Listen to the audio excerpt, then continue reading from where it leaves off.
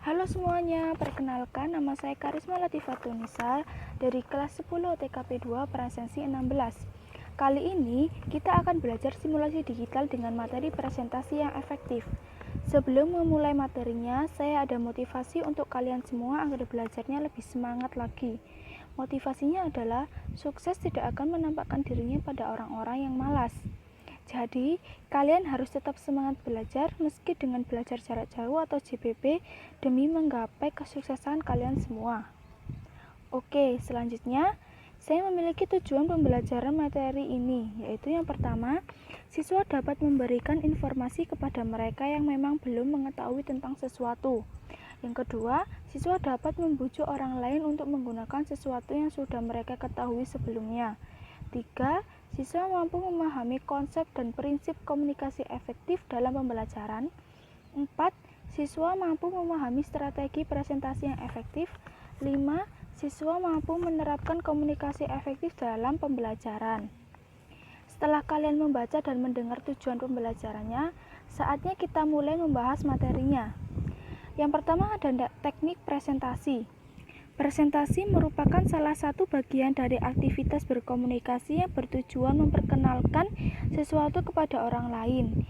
Presentasi yang dianggap efektif tidak hanya mampu menarik perhatian audiens, namun juga dapat menggerakkan audiens untuk melakukan sesuatu hal.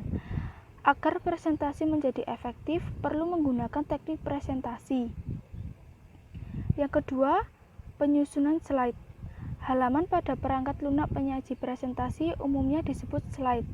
Slide digunakan sebagai alat yang memudahkan audiens memahami apa yang disampaikan oleh presenter atau orang yang melakukan presentasi.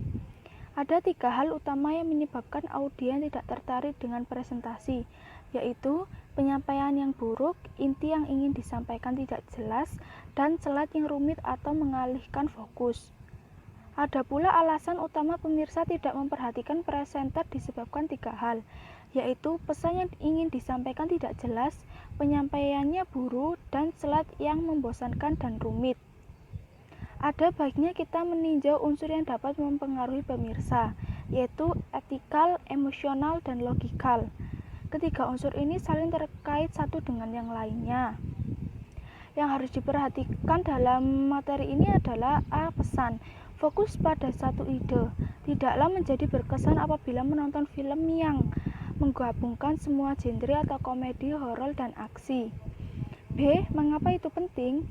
Presentasi yang dianggap tidak penting oleh pemirsa tidak akan diperhatikan. C. Bagaimana hal tersebut memecahkan masalah?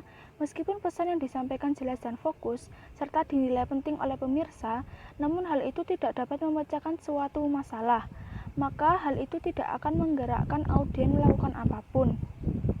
Yang ketiga ada presentasi sama dengan bercerita. Dokumen Word merupakan kumpulan teks yang memiliki keterbatasan untuk menggambarkan emosi.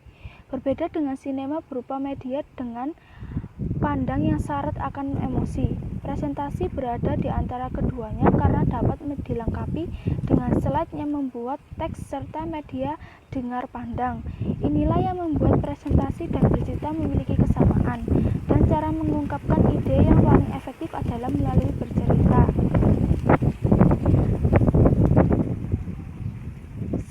Ada kalanya suatu slide hanya berisi satu atau beberapa kata.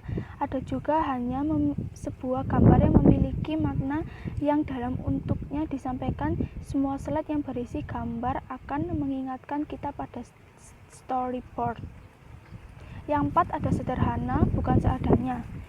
Buatlah slide sederhana, namun tidak semuanya. Coba Anda perhatikan tampilan halaman mesin penelusuran Google yang dibuat saat sederhana. Tidak meletakkan apapun semuanya karena desain dirancang sesuai dengan peruntukannya, yaitu sebagai mesin penelusuran, dan tidak disertai dengan beragam tampilan yang membingungkan pemakai. Satu pesan yang muncul pertama adalah online workshop. 2. Jelaskan apa yang dimaksud, kemudian munculkan face-to-face workshop. 3. Uraikan dengan jelas, disusul dengan kemunculan implementation offline collaboration dengan berurutan pesan yang muncul akan tertata di pikiran pemirsa sedikit demi sedikit, sehingga menjadi gambaran utuh di akhir berkemunculan. 4. Eleskan apa yang dimaksud, kemudian munculkan face-to-face workshop. Yang 5 ada hindari text oriented. Jawabannya tentu saja beragam, namun dapat kita pastikan sebagian besar akan menjawab latar belakang mengaburkan teks putih. Itu benar, namun ada hal lainnya, yaitu kita telah memaksakan slide ini menjadi sebuah dokumen. Jikalau dengan teks pemirsa sudah dapat mengetahui apa yang ingin disampaikan, lalu untuk apa kita harus presentasi membaca kembali teks tersebut jika bisa mengirimkannya melalui email sehingga tidak membuat waktu audien? Slide yang berisi teks akan membuat bosan pemirsa dengan menghilangkan ketertarikan mereka. Slide yang dipaksa menjadi dokumen disebut slide human. Harus diingat bahwa teks yang dibaca audien hanya bertahan 2 menit di memori otak, serta perhatikan pemirsa tidak lagi kepada presenter melainkan terfokus membaca teks. Keenam ada visual dan verbal.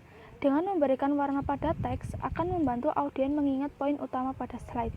Dengan visualisasi, audien lebih lama mengingatnya.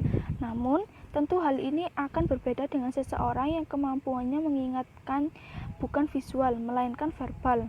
Selain pemberian warna pada teks, pemberian bingkai juga memperkuat penekanan pesan. Namun, perlu juga diperhatikan kesesuaian dan komposisi warna yang digunakan antara teks dengan latar. 7 ada gangguan. Gambar yang diletakkan pada slide dan tidak memperkuat pesan yang disampaikan hanya akan mengganggu, atau bisa disebut noise. Selain noise, penggunaan gambar beserta penampatannya dapat membingungkan alur pembacaannya. Jangan pamerkan semua gambar yang Anda miliki, tetapi masukkan apa yang memang dibutuhkan.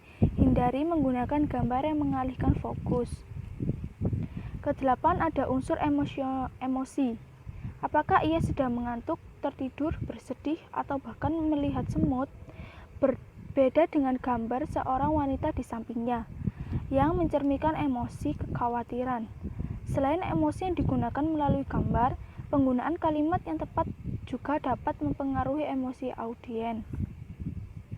Yang ke-9, cara melakukan evaluasi atau penilaian.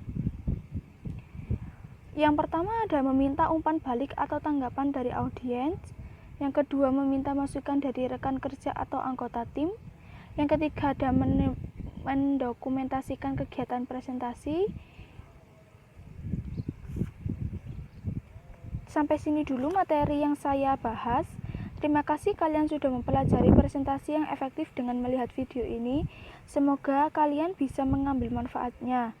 Mohon maaf bila ada kata-kata yang menyandat atau berkenan di hati kalian. Terima kasih dan semangat belajarnya meskipun dengan adanya pandemi.